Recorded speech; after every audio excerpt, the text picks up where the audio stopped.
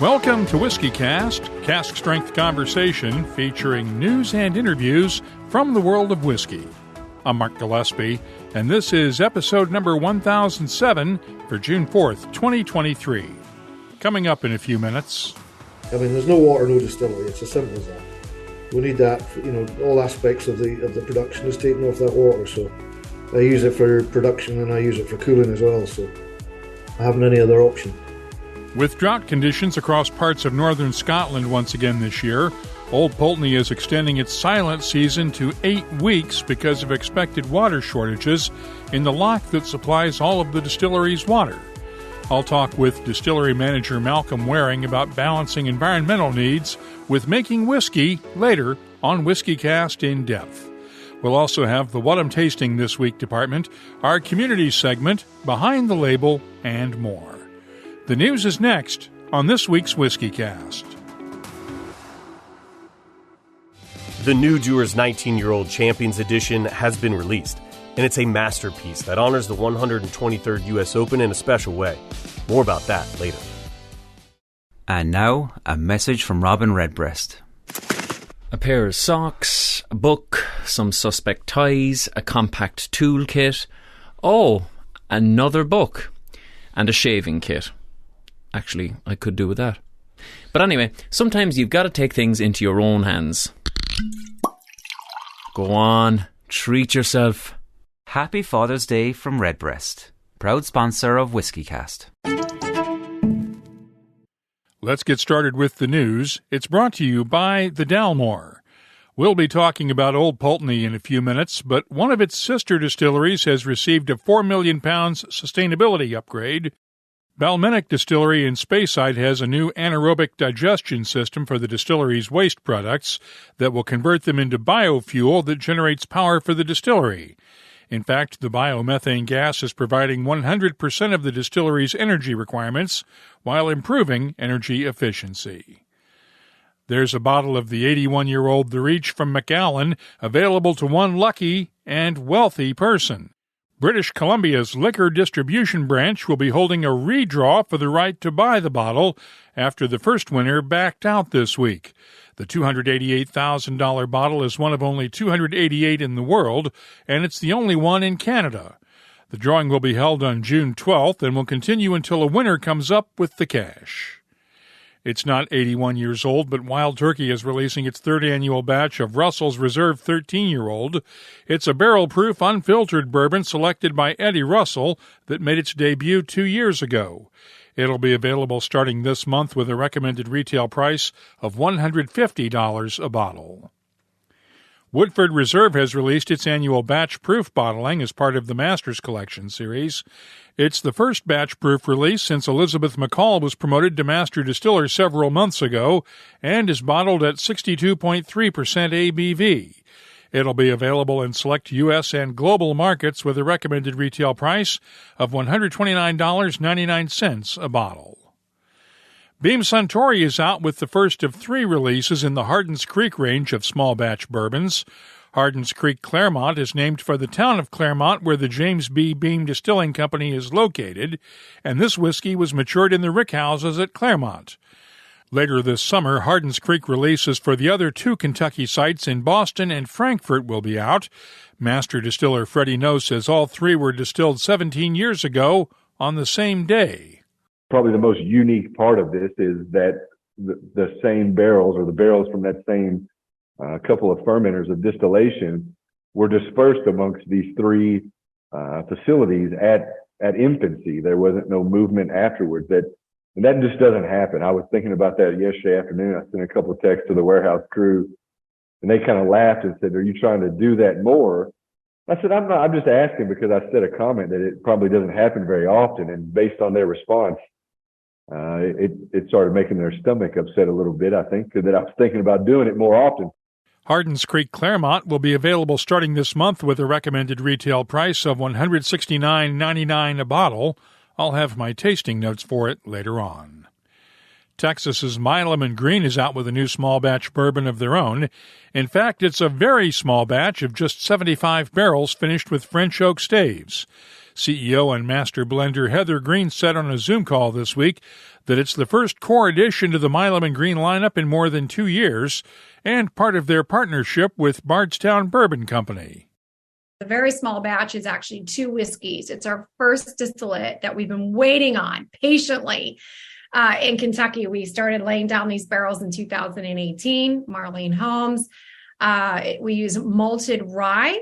Okay, so when we laid these down, this was the first time our collaborative partner, and I really do truly mean that they're our partner. We actually I was just up there last week. Like, we literally go there all the time and we distill with them. And we exchange a lot of information. I use their labs up there and everything at Bardstown. And as you guys know, for those of you who followed me, it's really important to me to have whiskey from Kentucky and Texas and other states, because I love to blend and batch and make our own. That's my thing, right? That's our thing. Macallan Green very small batch. Batch number 1 will be available in limited amounts with a recommended retail price of $69.99 a bottle. I'll have tasting notes for it in a few minutes. Meanwhile, Bardstown Bourbon Company has a new release of its own. It's the 10th expression in the Discovery series, which blends whiskeys from around the U.S. Discovery number 10 combines bourbons from Kentucky, Tennessee, and Georgia. It's available online at sealbox.com and at retailers in 24 U.S. states, with a recommended retail price of $139.99 a bottle. I'll have tasting notes for it soon at the WhiskyCast website. Blue Run Spirits is releasing a new double oak single barrel rye with 10 different barrels available. It's finished in new charred oak barrels and is available now through the Blue Run website and starting next month at retailers in Kentucky, California, Illinois, Florida, and Michigan for $199.99 a bottle. There's a new expression of Bibb & Tucker bourbon coming soon from Deutsch Family Wine and Spirits. Bibb & Tucker Double Char is a 6-year-old Tennessee bourbon finished in a new heavily charred oak barrel that's also been smoked with sugar maple charcoal in an homage to the Lincoln County process of charcoal filtering. It'll be available starting in August with a recommended retail price of $54.99 a bottle. Ireland's Teeling Whiskey Company has released the second edition in its Wonders of Wood series. The single pot still whiskey was matured in virgin Portuguese oak barrels and carries a $99.99 price tag. Proceeds from each bottle will go to help reforest an acre of woodland near Dublin with native Irish oak trees. And Crown Royal has released what may well be the oldest flavored whiskey on record, Crown Royal Golden Apple, aged 23 years. It's part of a partnership with multimedia artist Solange Knowles and will carry a recommended retail price of $249.99 a bottle. On the Scotch front, White & Mackay has released this year's bottling of Fettercairn 18-year-old. It's finished in locally sourced Scottish oak barrels and will be available in the UK, France, Germany, and other countries for around $275 a bottle. Finally, Italy's Pulteney Distillery has released its third bottling in the Aura range. It's a cask-strength bottling aged for 8 years in virgin French oak casks. It's available through the Pulteney website for €179 a bottle. You can keep up on the latest whiskey news all week long at whiskycast.com and in the WhiskyCast community app. The news is brought to you by the Dalmore. Hello, Richard Patterson here, Master Distiller, Master Blender for the Dalmore. You know, whenever the team and I are in the world sharing our exceptional single malt, we like to keep in touch with Mark Gillespie and the latest news from WhiskyCast.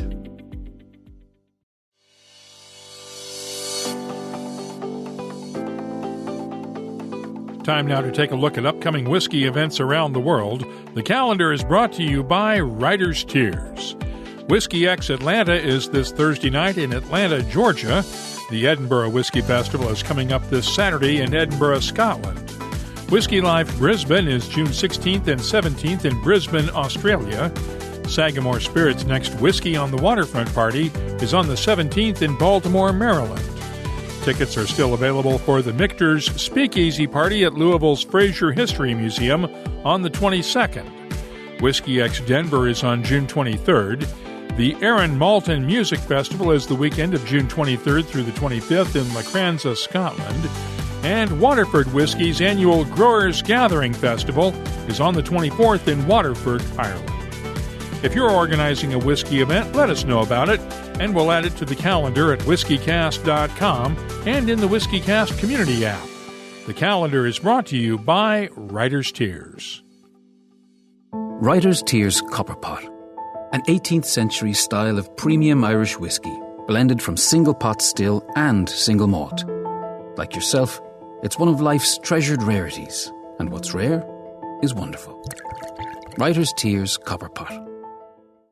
And now, a message from Robin Redbreast. Kentucky and Ireland have plenty in common. Two homes of horse racing.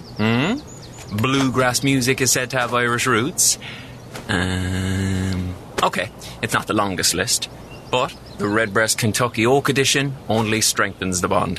Finished in sustainably sourced Kentucky oak for a captivating nose and round taste. I see a triple crown in this thoroughbred's future. Proud sponsor of WhiskyCast. Redbreast. Pass it on. WhiskyCast In-Depth is brought to you by Mortlach and the Classic Malts lineup.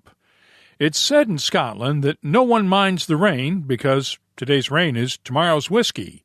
The trouble with that is that there hasn't been a lot of rain in Scotland the last couple of years, enough to cause drought conditions in some parts of Scotland. In the far north, the situation around Wick is so bad that Old Pulteney Distillery is proactively shutting down production for 8 weeks this summer to protect the loch that supplies all of its water. I talked with distillery manager Malcolm Waring on a Zoom call this week. What exactly is the situation? Well, our water, we're fed from Loch Empriggs, which is about 3 miles outside. Well, the lade's about 3 miles, 2.5 miles long. This last couple of years, believe it or not, where we are, we've experienced some drought conditions. Just essentially, it's a lack of rain, lack of snow. Really, it's the snow and the frost that kind of tops up everything. You know, it's got a slow kind of release into the ground and then into the lochs. So we haven't had that, Mark, this last couple of years, and there's a period then kind of late summer after our silent season that the water level is very low within the loch. So there's two outlets from the loch. One's the mill lade feeding the distillery, and the other one is a tributary lead feeding the river of Wick, which is the salmon spawning ground. So it's not a good thing to dry that up. So we've took the steps, a couple of years ago initially to stop our water, and what water was coming down was to feed that tributary. So we lost 7 weeks in 2021 and 6 weeks in 2022 on top of our spawning season. And it's going to be 8 weeks this year. Well, we're actually closing down a wee bit earlier this year. Purely, we've got some training to do to catch up on for the boys. So we've got the training to do. We've got the annual silent season, and fully expecting the water shortage again this year. How important is that water supply to you? Obviously, it's critical for your production water, right? Yeah, exactly. I mean, there's no water, no distillery. It's as simple as that. We need that. All aspects of the production is taken off that water. So I use it for production and I use it for cooling as well. So I haven't any other option. What steps have you been taking in the last couple of years to reduce water usage? I know that there was a report done in conjunction with SEPA that outlined some of those steps. Well, we've managed production levels accordingly to it. We've there's things in budget that hopefully next year we're going to go ahead with basically in the summertime there'll be water recycling as opposed to returning back to the water course, so that will allow us to go. So, and also, cutting down on water usage as well throughout the year. We're experimenting just now, Mark, actually on a high gravity mash as well. So I'm loading less into the mash tun. Explain what a high gravity mash is for those who aren't aware. Normally, I mean, for every kilogram of grist that you're putting into the mash tun, you put X amount of water with it as well. Okay, so I'm trying to reduce that water, so my overall usage and consumption of water will be less. Does that affect the quality of the mash? Oh, not at all. No, there's no any difference. Just the gravity, the initial gravity in the washback is going to be higher. So I've got less in there. So I've got a higher gravity mash. So we've been experimenting with that. We're changing the yeast type on that to accommodate the high gravity, because the yeast that I was using before that wasn't really capable of bringing the gravity down in the time scale I was looking for. So I've been trying a trialing a yeast that will do that. It doesn't affect the flavor outcome. It doesn't affect the quality. It doesn't affect the yield, but it cuts down on my water consumption. That's interesting. I didn't realize the yeast could affect the gravity of the wash. Yeah, some yeast don't like high temperatures. Some yeast don't like high concentrations of alcohol. So you really have to be careful with it. What steps are you guys taking throughout international beverage? I know that your other distilleries are doing some stuff too, right? Yeah, there's different initiatives and some of the different plants within the group. So, Gordon at the Knock, there's having wetlands as well. So his water consumption is down. Same with Balmenach AD plants. Speedburn's also do, and along with Balblair high gravity mashing as well. So, throughout the group, we're looking at sustainability, cutting down consumption. So it's been a big drive for us. What other steps are you taking on the sustainability front? Again, it's water, fuel, how we, where our co-products and downstream products are going to. We've taken steps now at Pulteney that all the co-products are away to an AD plant. So they're going to be consumed there, or they're consumed there in an engine. They're producing electricity. So it's part and parcel with the North Coast 500. So there'll be electrical charging stations. Ultimately, the transport that's moving it from the distillery to the AD plant will be electric. So it's getting part of quite a big picture. Did you ever think when you started out as a distillery manager that you'd have to worry about all this stuff? Oh, no way. No way. This is my 34th year mark doing this, and honestly, the changes that have happened in that time are, in fact, to be honest, you don't even go back 34 years. If you go back 10, 15 years, the changes are just incredible. I would never have dreamt and thought of what's happening, technology, sustainability, AD, it's all completely different now. Let's explain. You mean by AD, anaerobic digestion? Anaerobic digestion, yeah. So you're producing the gas off your coast products, which you can burn in an engine, produce electricity, that kind of thing. So you can also produce gas in there too, right? That's correct. What's been the hardest part of making all this work? Finding out what's available, to be honest. Like, there's so many things available. The hardest part, really, for me, what it is making changes within the distillery, because we're a small distillery, and the smallest of change could alter the outcome of what we're doing. It's not something I wanted to change and to mess around with. So really, it's about fitting in new technology in an old way of working, and ultimately having the same outcome. How do you test out new technology to make sure it doesn't affect the final flavor of the spirit? Well, it research, even things like the yeast there, I researched the yeast on what type to use and what it's, keeping it, even the yeast, working with it within a certain band of temperature and the outcome of the spirit that's going to be produced from that, So, if you're going too high a temperature, on high gravity mashing, the spirit becomes a bit more kind of cereally, fainty. Whereas if you can use a certain strain and keep it within a certain temperature profile, you keep your floralness, your esteriness, your fruits. Do these experiments ever fail? Not so much fail. No, it's not failing. In fact, it's gone beyond expectations, in all honesty. What have you learned? Well, what have I learned? Expect the unexpected. Every day is a school day. No matter how old you are and how long you've been doing it, we always learn. What advice can you give to other distillery managers? Just enjoy what you're doing. Be comfortable with what you're doing. Don't be afraid to look into new technology. Embrace it. You've got to go with the times. You've got to go with the flow. You have to kind of accept that things are changing, and you have to change with it. So, are you going to go fishing on that salmon stream that you're protecting right now? Yes. One of the main drivers for that is, as much as I enjoy a dram, I like a bit of salmon as well. So, it was protecting that. So, I used to fish years ago. It's something I'd probably like to take back up again. So. What changes you're expecting in the next 10 to 15 years in distilling technology? What changes am I expecting? Very good question, to be honest. Fuel source is one of them. Really, a lot of places now, they're coming away from, oil, that kind of thing, fossil fuels. Hydrogen's a big thing, or cost potentially going to be a big thing. A lot of people are working with, different types, heat pumps, TVRs.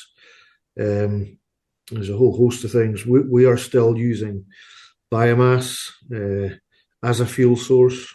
So, 99% of my, energy used is from biomass. So it's a lot of these things is going to change. The traditional aspects, I think, of a lot of, the process, maturation. I think going forward, it's probably going to remain the same. I really hope that it does. So primarily, really, it's about working with the environment, sustainability, and fuel. As of now, no other distilleries have announced plans for extended shutdowns so far. That's WhiskyCast In-Depth, brought to you by Mortlach, whiskey's best-kept secret. Hidden away for decades in some of the world's most famous Scotch whiskies, comes a single malt inspired by an original for a fortunate few. Discover the entire Mortlach lineup at malts.com. Since it's the end of Islay Festival week, let's start off the What I'm Tasting This Week department with a look at a couple of malts from the island. We heard about Ardbegg's Bizarre BQ from Dr. Bill Lumsden back in April's episode 1001, and I received a sample this week just in time for Ardbeg Day Saturday. It's made from a combination of double-charred oak casks, PX sherry casks, and barbecue grilled casks, and bottled at 50.9% ABV. The nose has a great balance of peat smoke, honey, and tangy barbecue sauce. The taste is peppery and smoky with touches of white pepper, cardamom, and chili powder that fade to reveal grilled fruits, honey, and a hint of cocoa. The finish is long and aromatic with gentle peat smoke, grilled fruits, and lingering spices. I'm scoring the Ardbeg Bizarre BQ a 94. Now let's take a look at this year's Lagavulin Distillers Edition. It's finished in PX Sherry Seasoned American Oak casks and bottled at 43% ABV. The nose has hints of cooked plums, raisin bread, figs, and a subtle smokiness. The taste has peat smoke and black pepper balanced by dried fruits and hints of raisins, plums, and figs. The finish is long with a lingering touch of pepper and dried fruits underneath. I'm scoring the 2023 Lagavulin Distillers Edition a 93. Moving on now, I mentioned the new Hardin's Creek Claremont bourbon from Jim Beam during the news. Once again, it's a 17-year-old bourbon matured in the rick houses at the James B. Beam Distilling Company in Claremont, Kentucky, and it's bottled at 55% ABV. The nose has touches of red apples, caramel and honey sweetness, peaches, apricots, and a soft oakiness. The taste is fruity with oak in the background and touches of red apples, peaches, apricots, and wood spices. The finish is long and fruity with touches of oak and spice. I'm scoring the Hardin's Creek Claremont Bourbon a 93. We also discussed the Milam and Green Very Small Batch Bourbon during the news. It's a combination of Tennessee and Kentucky bourbons finished with charred French oak staves and bottled at 54% ABV. The nose has baking spices, toasted marshmallow, honey, orange blossom, vanilla, and a hint of chocolate fudge. The taste is led by clove and cinnamon notes with touches of tree fruits that come out as the spices start to fade, with red apples, apricots, and a hint of pear. The finish is tongue-tingling and long with subtle spices. It's a winner. I'm scoring the Milam & Green Very Small Batch Bourbon Batch 1.2 a 94. I'll be adding these tasting notes to our searchable list of nearly 3,500 whiskeys from all over the world. Check it out this week at WhiskyCast.com. Gabriel here, and I have 3 things to mention, so just hang with me a moment. First, the 2023 U.S. Open is coming up, and it's being contested at the Los Angeles Country Club. Second, Dewar's is the official Scotch whiskey of the 123rd U.S. Open. Third, and most important, every year we are the official Scotch whiskey of the U.S. Open. We release a special 19-year-old Champions edition to commemorate the event. This year takes things up a notch. To honor the championship's host state of California, this year's Dewar's 19-year-old Champions edition is double-aged, then finished in Napa Valley red wine casks from Northern California vineyards. I've tried it, and this whiskey is fantastic. You should try it too. Please drink responsibly. Copyright 2023, Dewar's Blended Scotch Whiskey, 43% alcohol by volume.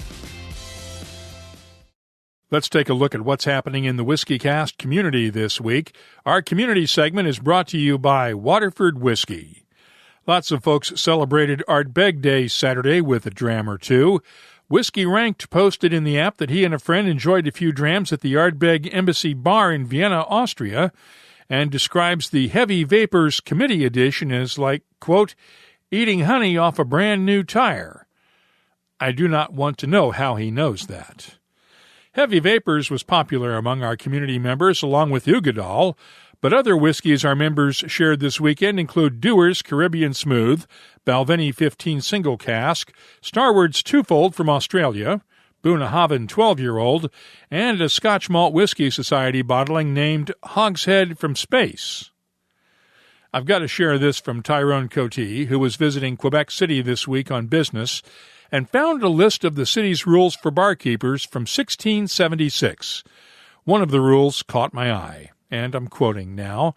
Since certain loose-living individuals, using the pretext of running a tavern to have a place where they can indulge in their debauchery, suffer public scandals to take place in their houses, no person shall keep a tavern or offer victuals, except those whose probity is acknowledged and who have received written permission to do so, upon the certification of their upstanding life and morals. Well, that takes all the fun out of it.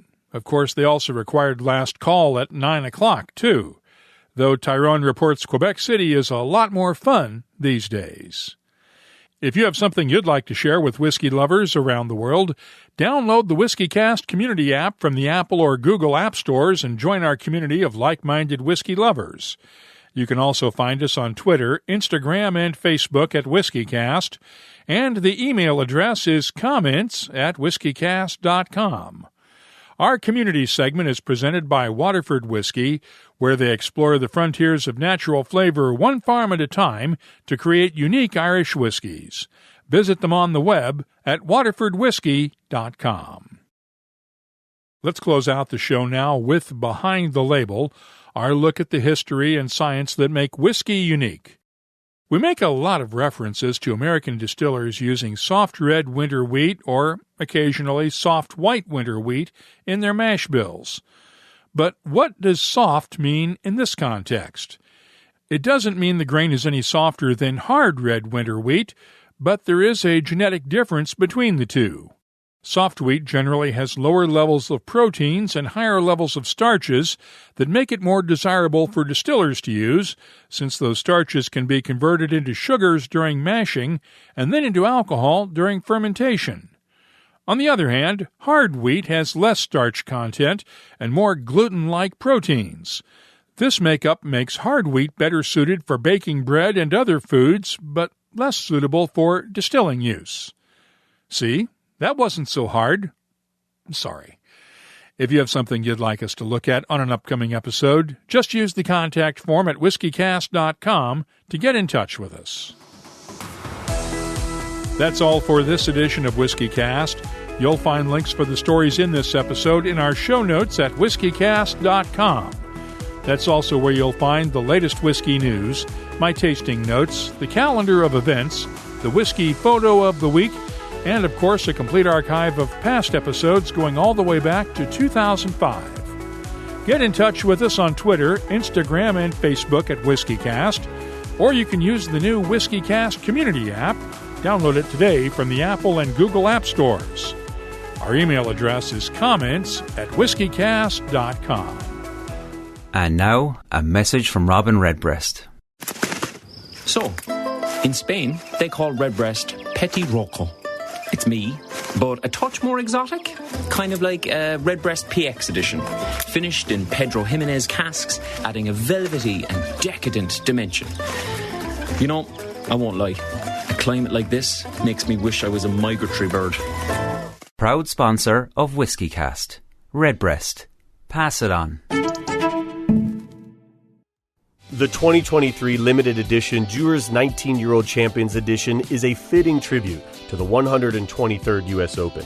Find it if you can, share it if you do, and enjoy it like a champion. WhiskyCast is a production of Cask Strength Media, copyright 2023, and comes to you from the charming, yet regrettably dry town of Haddonfield, New Jersey. I'm Mark Gillespie, reminding you that when you drink, please drink responsibly. Thanks for listening.